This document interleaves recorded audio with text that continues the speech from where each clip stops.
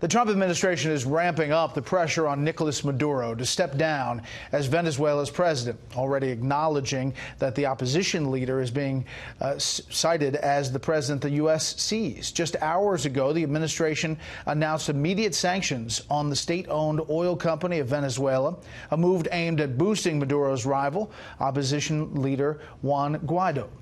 But as national security correspondent Jennifer Griffin reports, it looks like Maduro may not go down without a fight. Facing mounting international pressure to step aside, President Nicolas Maduro tried to shore up support with the Venezuelan military, overseeing live-fire exercises in an effort to show he is still in charge.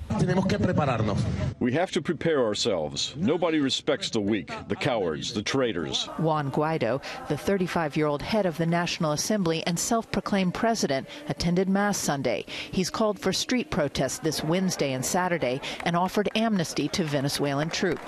Soldado de la patria de Venezuela. Soldier of the homeland of Venezuela. Today I give you an order. Do not shoot the people of Venezuela. His supporters tried to encourage the army to abandon Maduro, whose election last year was marred by fraud. Their efforts appeared to gain some traction as more Venezuelan officials stationed in the U.S. declared their intentions to abandon Maduro, while President Trump's team kept up the pressure on the embattled president, announcing sanctions against him and the state oil monopoly. The United States is holding accountable those responsible for Venezuela's tragic decline. The United States will hold Venezuelan security forces responsible for the safety of all U.S. diplomatic personnel, the National Assembly, and President Guaido. Adding that President Trump is leaving all options on the table. In the Department of Defense here, we're very closely monitoring the situation in Venezuela. With its economy in a free fall, Venezuela faces inflation of more than 10 million% this year, according to the IMF. The Pope weighed in en route home from Panama. I am terrified of a bloodbath. At an emergency meeting of the UN Security Council, Secretary of State Mike Pompeo called out Russia and China for propping up an illegitimate regime. End this nightmare. No excuses. The United States stands with the Venezuelan people.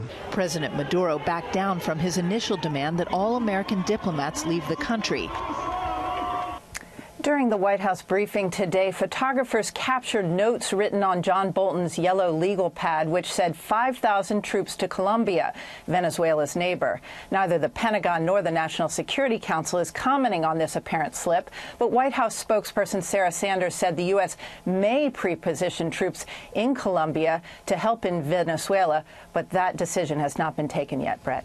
Clearly wasn't hiding that notepad. Jennifer Griffin live at the Pentagon. Jennifer, thanks.